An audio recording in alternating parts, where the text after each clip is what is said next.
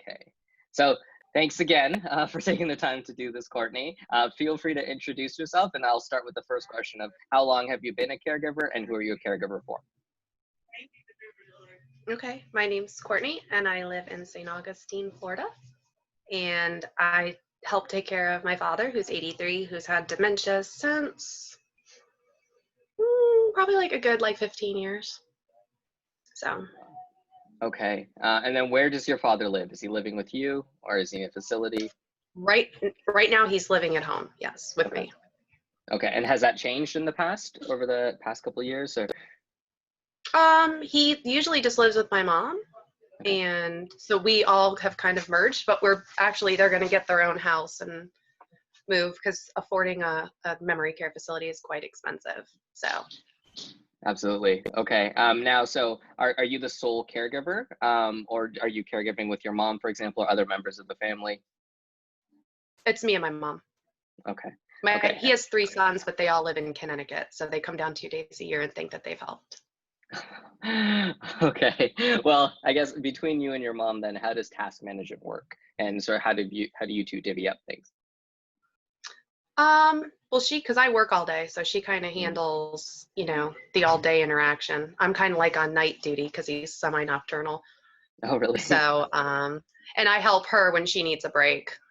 She'll go somewhere, she'll take a nap, and I'll sit with him and try to entertain him as much as I can. Sure. Okay. And do you mind walking me through what a period of that is? So like how a day in his life and the experience that you guys have with caregiving? Well, every day is different. Sometimes he's up for 3 days at a time, 72 hours straight. Sometimes he sleeps for 2 days straight. He usually wets the bed because he takes his Depends off. And then he'll eat breakfast and go back to bed. And if he's not, then he sits up and asks questions, the same ones over and over all day until you're ready to pull your hair out. And he doesn't try to wander. That's the only thing. And he's not violent, but he just asks questions all day long until you're ready to kill yourself. Okay. And he never knows where he is. He always wants to go home. He doesn't know where he is. He's always looking for his dead sister, dead brother. Okay. He's looking for his parents. He wants to call his high school girlfriend. Where do we live? Where do we live? Where am I? Is this your house? He wants to know where my ex-husband is because he thinks we're still married. He thinks my daughter is his. So it's like Groundhog's Day, my mom calls it. In those situations, are there certain things that you can say that provide some resolution to those questions, or is it continuing to have the conversations regularly? I mean, I know you're supposed to agree because that helps instead of correcting, but it's just, even if you agree, it just comes back again and again and again. So it's exhausting. I can imagine. Okay. I guess in line with that, what do you think is the most challenging part about being a caregiver?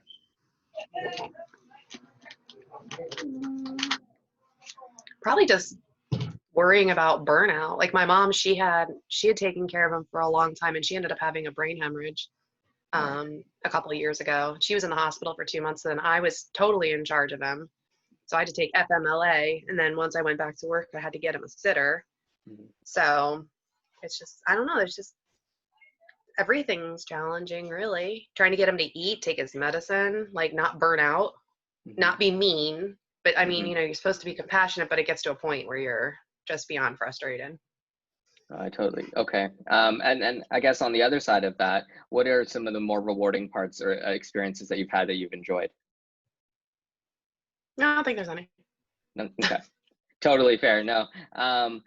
Awesome. Okay. Now, so in terms of advice that you'd provide to somebody who's recently becoming a caregiver, what would you share? I would say make sure that you have a system and you have help, because you will totally burn out and you will lose your mind. Okay. And then I guess in line with the systems and tools, so are there tools that you use regularly to support you and your mom? No. I don't know if there are any out there. Okay. No, totally fair. So if there was something, or if there's any assistance that you think would be able to help you, what are the things that you're looking for, or what would you be? It'd be nice to have some sort of tracker so that we can see, keep track of when he's up, when he's down. I mean, I guess I could just write it on a calendar. But just to kind of be like, okay, he's up, or he slept for an hour, or he's down for 13 hours, or, just so we can kind of figure out a pattern of it, if there is one. Um, a pill tracker would be good too, because apparently he is not taking his pills Okay. regularly. Or he'll put them in his mouth and spit them on the floor because he thinks that we're poisoning him. Okay. So, And I guess while you're at work, for example, in the day, what's the transparency like between you and your mom, or if any concerns come up, or understanding of your dad's day to day there?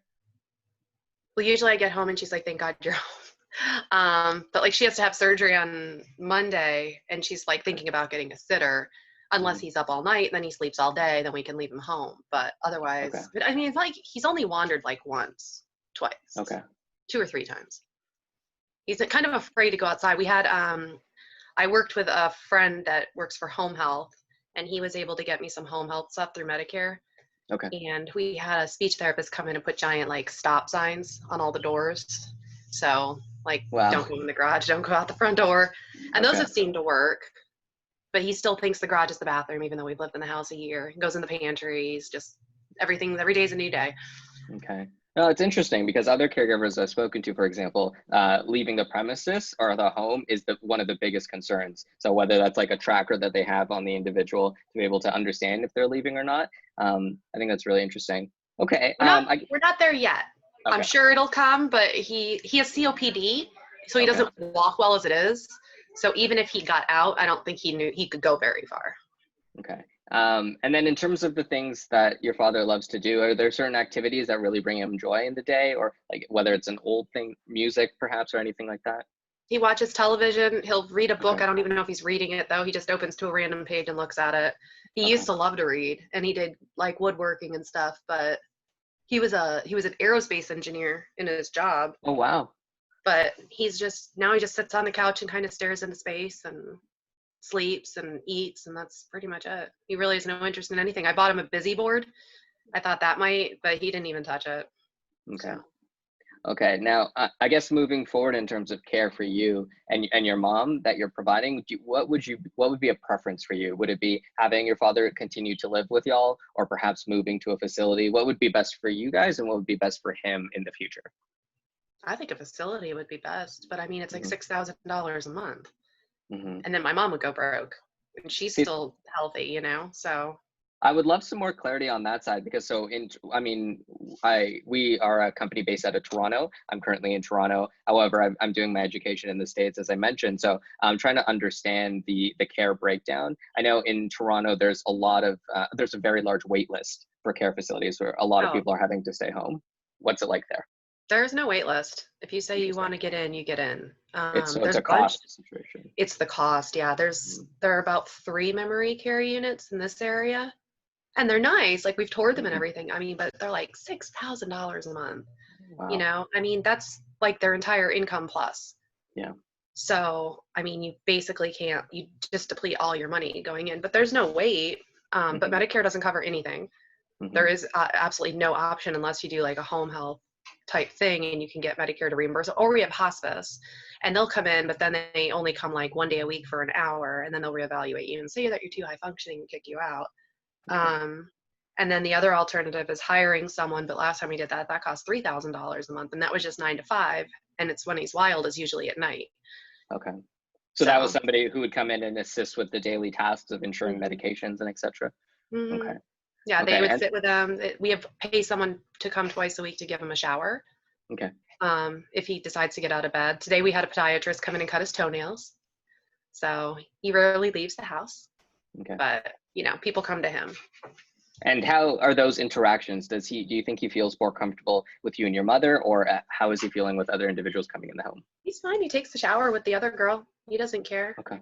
Okay. So, Awesome. he never knows who she is every time she comes in, but Okay. So if you could take a guess or a gander on how you think your father's feeling on most days, is it hard to tell? Is there an emotion that you would place towards him, or how would you describe that? he's pretty upbeat. But like the other day, he kept asking my mom, like, what's wrong? What's wrong? And then he's like, what's wrong with your mother? Is it me? Blah, blah, blah. And you could tell he's kind of down. Like he's kind Mm, of depressed. He takes Zoloft, but he's very mhm. depressed. You could tell like when my mom yells at him and stuff, he just kind of is like, kind of frustrating. It makes them sad, but generally he's an upbeat person. He just gets, kind of, I don't know, he's kind of depressed, I think. Okay. Now, I guess, so what are some of your biggest caregiver concerns? I guess I would say, so you mentioned burnout and sort of the task management aspect. I think I would say it also, the financial concern of moving towards a facility is something. What about the sort of the physical and mental health burden and strain? For us as a company, that's something that we are really trying to address with caregivers and provide tools to be able to reduce some of that burden. Do you feel like that's something that's impacting your day to day? In what regard? The burden of caregiving for your father, and sort of the responsibility placed on you, as well as your mother. Oh yeah. Yeah. Yeah, I mean, well, physically, I mean, you can't get a good night's sleep because he's up Okay. yelling all night, so you're exhausted. And then you have to go through the whole daily routine. I mean, I don't know, it's just, the whole thing is just ridiculous. I don't know. It takes a toll on everything. Okay. That's why I'm moving out. I'm building a house next door to them. So we'll be close, but not in each other's space because I need to sleep. I have a 3-year-old. Okay. And we can't have Pop running around with no underwear and screaming all night, Okay. But I'll still be there. Like, I'll go over there all the time and help. For sure. Okay. And then I guess in terms of the support you're getting from your employer, or do you feel like you have support on that side to be able to perhaps leave if you need to go for caregiving or understand the things that you're dealing with? Yeah, absolutely. There's no Oh, problem. wonderful. Okay. Yeah, they're Okay. very good. Okay. That's awesome to hear. So, I would say, as a larger question, what's a misconception that people or caregivers may have around dementia and living with dementia? For example, if somebody's seeing a fact on the news or trying to understand the space as a caregiver and living with somebody living with the disease, what's something that you would like to I would say, clear up, or just to make very clear? I would just say it's hard to like identify because you can't see the progress when you have it every day in your face. So but when you start to look back, you notice like the decline, and little things just become very difficult. And they're things that you wouldn't expect, like opening a gift on Christmas. You can't figure out how to unwrap the paper or something. Mm, So it's just, I mean, it's just, you just start to take notice of things. I mean, I don't know. It's just a horrible disease. You kind of see like the person just become like a shell. mhm, So, but there's nothing you can do either. mhm, You can try things like Aricept and stuff like that, but that makes them sick. mhm. So, you know, it's just, Okay. you kind of just have to figure out your routine and try not to lose your patience and, you know. Okay. Now, I guess in terms of sort of what your father uses on a regular basis, is there any integration or ability to use, let's say, an iPad or a cell phone, or any ways to interact with tech or communicate? Him? Yeah. No, he thinks the remote is the phone. Okay. Okay. Yeah, no. No. Okay. Yeah. He can use Now. the TV remote. Okay. What else can he do? He broke my mom's computer playing with it. He used to be able to use a computer. Okay. I mean, he used it all the time. He used to play online poker on like Yahoo Okay. every night after dinner. So I mean, he could type emails and everything and browse the internet, but now he has no idea what he's doing. Okay. And then that ability to use tech, how would you, over a time period, would you say that's been through the entire course of the diagnosis and living with the disease, or was there a rapid decline at any point?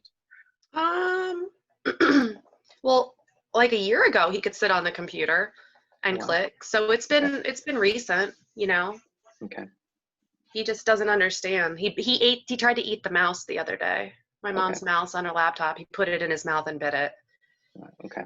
It's plastic. I don't know. It doesn't look like a hamburger. I don't know what was going through his head, but so yeah, Okay. that's pretty much a rapid decline. Okay, fair. And I guess in terms of your time being a caregiver, what are some of the biggest lessons that you've learned? Or if you were to share any takeaways for somebody else, perhaps becoming a caregiver right now, or Yeah. how would you sort of bridge that conversation? I would just, say make sure you take time for yourself. Try not to lose your patience because you Hmm. will, and it's frustrating. And then people, in addition to having dementia, my dad can't hear for beans. So by the time you actually explain it and he understands, you're yelling at the top of your lungs. So you have to learn how to keep your patience, try to find your support group and, have a system in place because people don't want to be involved in this kind of thing. You lose friends and, family tries to distance themselves and stuff because they just don't want to deal with it. And they don't Okay. really understand unless they're there. So Okay. people tend to back away from the dementia diagnosis. I think, yeah, that's a really good question to bring up. How's your family dynamic outside of, I don't know the larger scale of your family and the amount of like moving parts involved, but has it become closer of you, your mother and your father, or is the whole family still coming to visit, or what's that sort of experience like? My mom's kind of estranged from her side of the family. Okay. His side, he just has the 3 boys up north, and I talk to them now all the time, like Okay. once a week at least, which I never did before, but just to kind of keep them up to date on him. Okay. And he used to call them every Sunday, but they don't call him. They don't, they visit like maybe at the most like 5 days a year. Okay. So, but one of them has his mother living with him. So he's a caregiver for his mom. Okay. And then the other 2, they're just busy. So, but I'm closer with them, but I don't know, they don't help. Okay. And then in terms of sort of the resources on the community side that you may have, I know I saw a post from you in Dementia Aware on Facebook, and that's how I was able to reach out. Are you feeling like you're able to reach out and meet caregivers for support on Facebook or other sort of channels, or are there groups that you look to for support? There are dementia support groups, and I've tried to encourage like my mom to attend those. But I've never attended because it's so different for everybody. It's hard because some people like don't talk and some people just ask questions and some people are incontinent and some people can't walk and some people can walk and some are wandering. So it's hard to, it's probably better to take him to see like a neurologist or something. But no, we don't really take advantage of that kind of stuff. Plus with COVID, all the groups are shut down now. So yeah, I guess that transitions into 2 things related to current events. Sort of how has the pandemic affected care for y'all, and then also how have the protests around the Black Lives Matter movement affected sort of caregiving as well, and the current state in Florida? really hasn't affected that at all. Okay. I mean, the only difference here, I work in a hospital, so the only difference is when he comes for his doctor's appointments, he has to wear a mask. I mean, but everything else, like our home health thing was already over, by the time the COVID thing happened. So it's not like they didn't come in the house anymore, but I mean, nothing's really changed. He leaves the house like once every 3 weeks. So. Okay. Okay, awesome. And then I guess one last question for you is, are there any sort of podcasts that you listen to or books or resources that have been really helpful to be able to understand more about the disease or at least becoming a caregiver? Or have you learned a lot on your own? I've learned it mostly on my own. It's kind of trial and error taking care of him. Like if today, he doesn't want to take a shower, I have to be the one that, talks to him and convinces him to take the shower. If he won't get out of bed to go to a doctor's appointment, I have to call him and, try to get him to get up and go. And it's just kind of day by day. My mom read that one, what is it, the 25-hour day or something, something like that. She read that book, but she just finds it all depressing. So she doesn't like to, delve in more than she has to on her day-to-day basis. Okay. So. Okay. Well, that was everything that I wanted to ask. Thank you so much for taking the time. I really appreciate it. Okay. Okay.